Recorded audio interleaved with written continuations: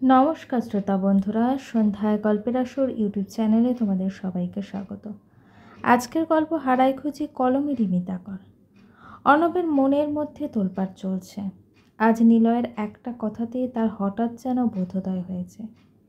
সত্যিই তো সে মস্ত বড় ভুল করে ফেলেছে। বিয়ের আগে না হয় মৈত্রীকে হারিয়ে ফেলার ভয় সত্যিটা বলতে পারিনি, কিন্তু তারপরে এতগুলো বছরে তার তো মৈত্রীকে সত্যিটা বলে দেওয়া উচিত ছিল। আসলে অর্ণব একটু ভাবতে পারিনি যে ইন্দ্রর খোঁজ কোনোদিনও পাওয়া যাবে না।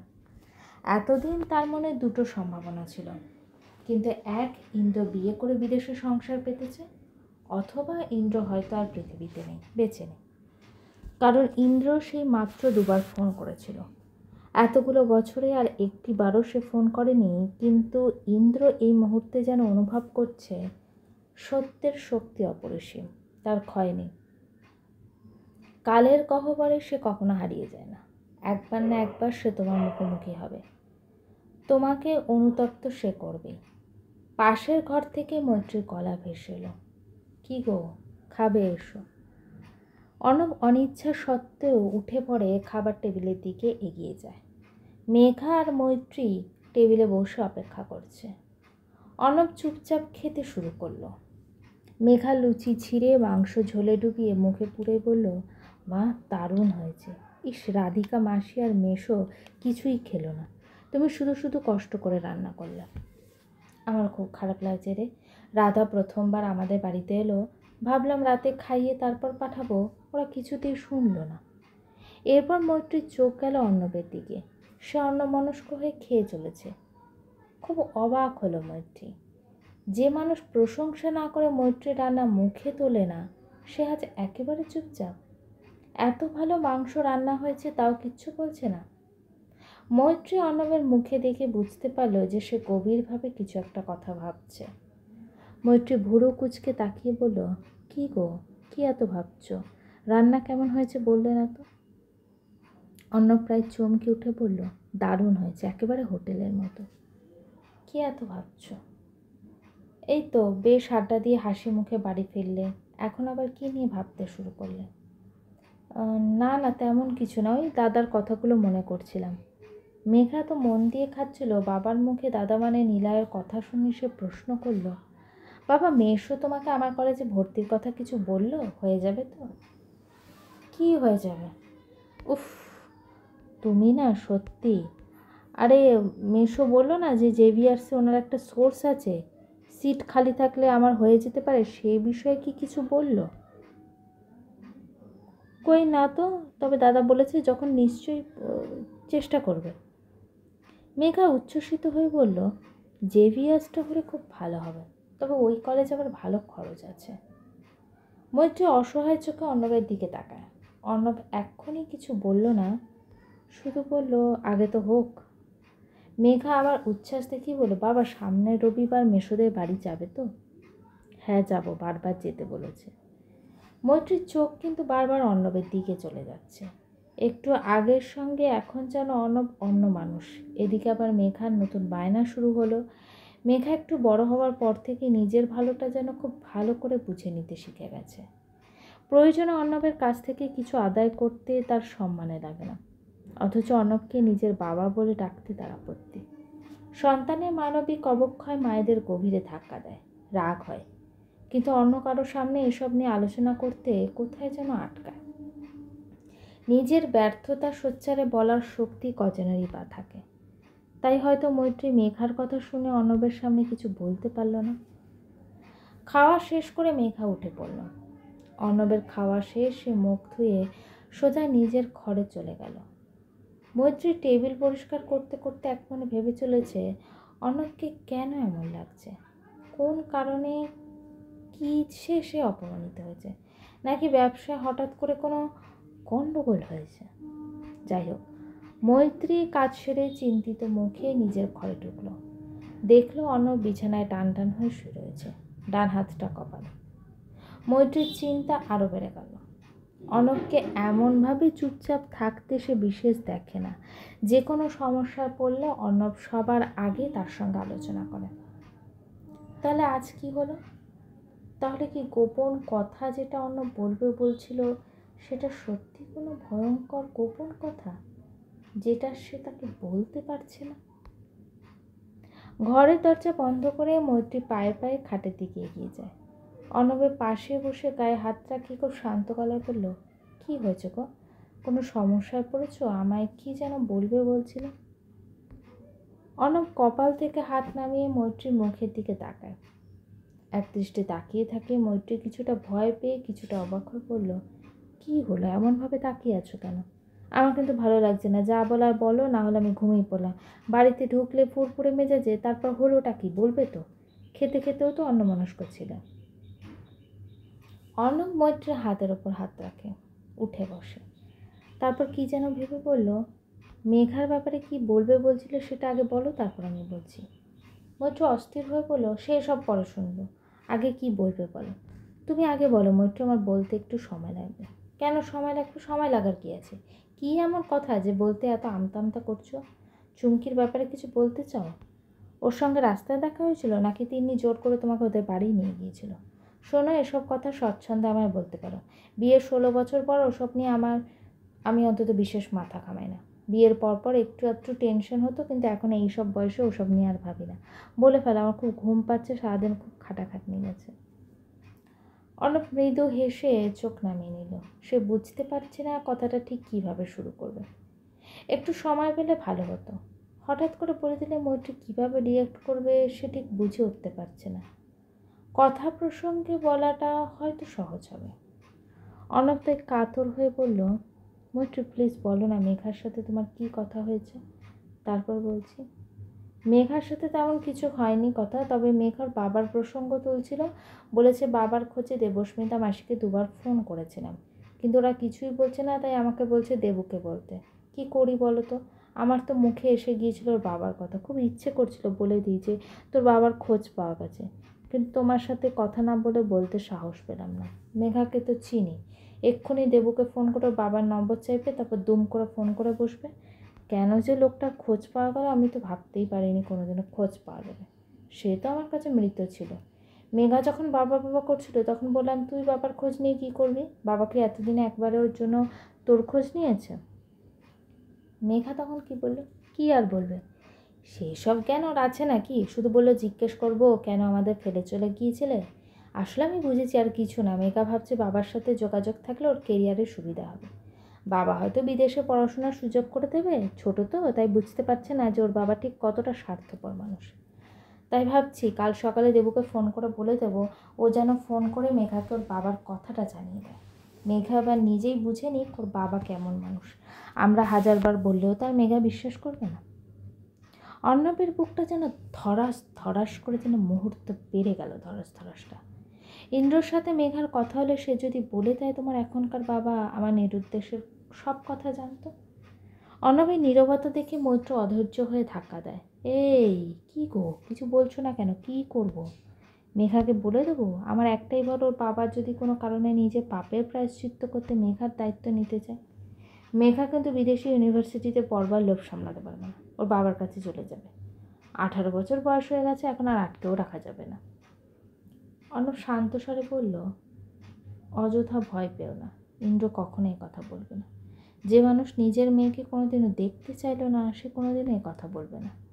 যাই হোক, ওসব ছাড়ো। এবার তুমি বলো তো কী বলবে? অর্ণবের কথা যেন জড়িয়ে যাচ্ছে, তবু তাকে আজ বলতেই হবে। মৈত্রীর হাতের মুঠোয় অর্ণব 2 হাতের মধ্যে নিয়ে নিজের বুকের কাছে নিয়ে আসে।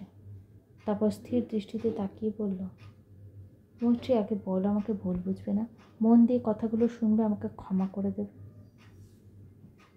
মৈত্রী ক্রমশ অস্থির হয়ে উঠছে, তার দম বন্ধ লাগছে। একটা ঘন কালো জমাট মেঘ যেন মাথার ওপর ছাতার মতো ঝুলে রয়েছে, ঘূর্ণিঝড় আছড়ে পড়ার অপেক্ষা মাত্র।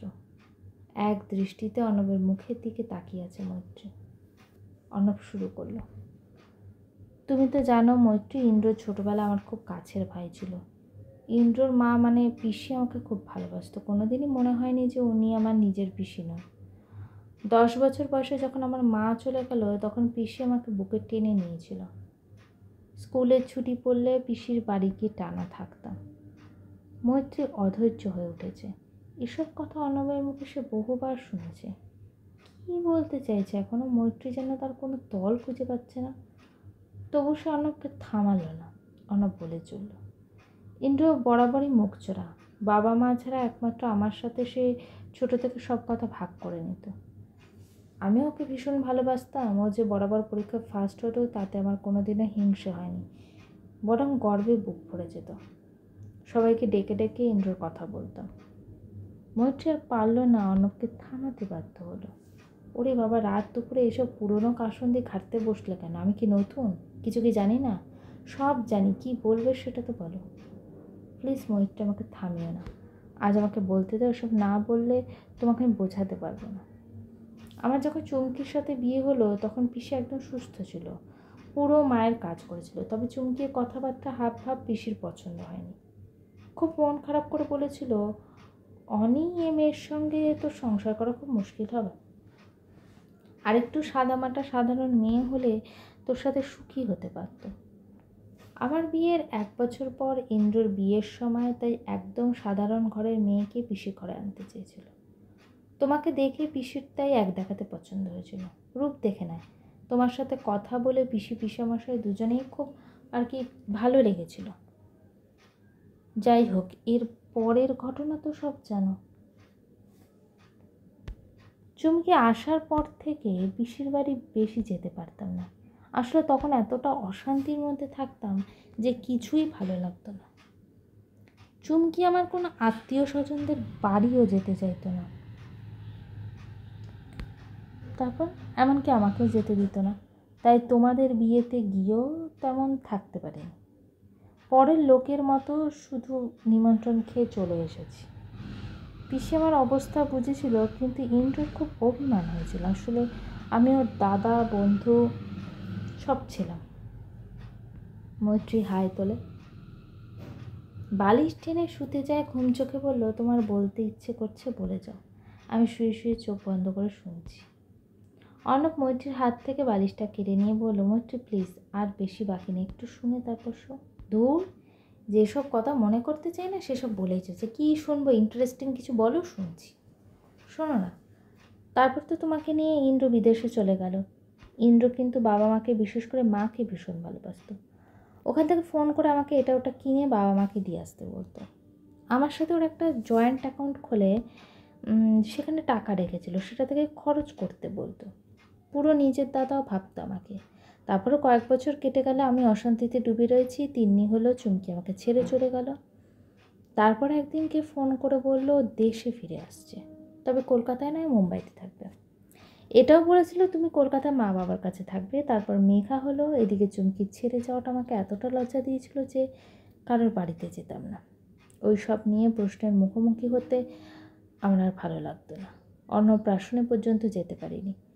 তাছাড়া যখন আমি তিন্নিকে কাছে পাওয়ার জন্য মরিয়াছিলাম, চুমকির বিয়েটা শেষ পর্যন্ত যে ভেঙে যাবে ভাবতে পারিনি। মৈত্রীর চোখ ঢুলছে, মাথা ঝুঁকে পড়ছে। একঘেয়ে এইসব কথায় আর তার আরও বেশি ঘুম পেয়ে যাচ্ছে। অর্ণব শুতে দেবে না, তাই বসে বসেই চোখ বন্ধ করে ফেলছে। সব কিছু বোধহয় তার কানে ঢুকছে না। অর্ণব কিন্তু বলে চলেছে। অন্নপ্রাশনে কয়েক মাস পর একদিন প্রায় রাত 1টায় ইন্দ্র আমাকে ফোন করলো। বলল ওর একটা বিরাট ভালো সুযোগ এসেছে। কি একজন নোবেল পুরস্কার পাওয়া বিজ্ঞানীর নাম করে বলল তিনি নিজে নাকি ফোন করে ওকে ডেকেছে। এর থেকে বড় সুযোগ নাকি ওর জীবনে আসবে না। মৈত্রীর কানে হঠাৎ যেন কথাগুলো তীরের মতো লাগলো। ঘুম চোখে কী শুনলে ভেবে জিজ্ঞেস করলো, কি বললে? নোবেল পাওয়া বিজ্ঞানী ওকে ফোন করেছিল? কেন, কবে? কিছু তো জানতাম না। উনি কি একটা প্রজেক্ট করবেন বলে সারা পৃথিবী থেকে মাত্র 10 জন বিজ্ঞানীকে বেছে নেন। তার মধ্যে ইন্দ্র আছে, কিন্তু সেটা 3 থেকে 5 বছরের জন্য প্রজেক্ট। এর মধ্যে দেশে কোনো কারণে একবারও ফিরতে পারবে না, বেশি ফোন করতে পারবে না, প্রচুর বাধা নিষেধ থাকবে। সব শর্ত যদি মানতে পারে তাহলেই সে জেনে যায়। মৈত্রীর ঘুম ছুটে গেছে। সে সোজা হয়ে বসে অবাক চোখে অর্ণবের দিকে তাকিয়ে কথাগুলো শুনছে। অর্ণব অন্যদিকে তাকিয়ে বলতে থাকে, পরপর 2 দিন আমাকে ফোন করে 1-2 ঘন্টা এই একই কথাই বলতো। এদিকে পিসির তখন শেষ অবস্থা, ইন্দোর টাকায় পুরো চিকিৎসা চলছে। আমার কাছে জানতে চাইছে কি করব অনিতা, তুমি বলো। মৈত্রীর গলা কাঁপছে। তুমি কি বললে? আমি বললাম তোর সিদ্ধান্ত। একদিকে মৃত্যু পথযাত্রী মা, বৃদ্ধ বাবা, 6 মাসের শিশুকন্যা স্ত্রী, অন্যদিকে তোর স্বপ্ন। দেখ, ভেবে দেখ কোন দিকের ওজন বেশি। আমি একথাও বলেছিলাম, আমি তোর জায়গায় হলে বলতাম আমার পরিবার সকলের আগে, কিন্তু ও শুনল না। বলতে থাকলো এত সুযোগ হাতছাড়া হলে আমি আফসোসে আর বেশি দিন বাঁচব না। ওকে তো খুব ভালোবাসতাম, তাই ওর মুখে মারা যাওয়ার কথা সহ্য করতে পারতাম না। তাই 2-3 দিন পর একদিন বলেই ফেললাম যে তোকে সত্যি সত্যি মরতে হবে না, তো তার চেয়ে বরং তুই নিরুদ্দেশ হয়ে যা। সকলের চোখে সাময়িকভাবে মৃত হয়ে যা, কারোর কোনো প্রত্যাশা থাকবে না। মৈত্রীর 2 চোখ টকটকে লাল, আগুন ঝরছে যেন। অর্ণব কথা বলতে বলতে এতক্ষণ খেয়াল করেনি, হঠাৎ মৈত্রীর চোখে চোখ পড়তে সে যেন আঁতকে উঠল। ধর্মর করে এগিয়ে গিয়ে মৈত্রীর 2 কাঁধে হাত রেখে ঝাঁকাতে থাকলো। হে মৈত্রী, এমন করছো কেন? আমার পুরো কথাটা শোনো, এখনো সবটা শেষ হয়নি। মৈত্রীর গলা অদ্ভুত গম্ভীর।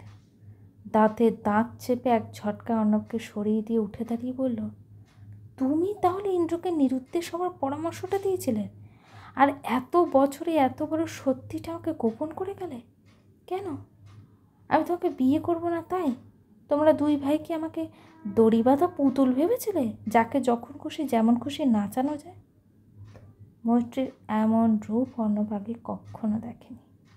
মৈত্রীর 2 চোখে এক ফোঁটাও জল নেই, চোখের মনে বিস্ফারিত, রক্ত জবার মতো লাল টকটকে। কপালের শিরা ফুলে উঠেছে, বুকটা হাঁপড়ের মতো উঠছে আর নামছে।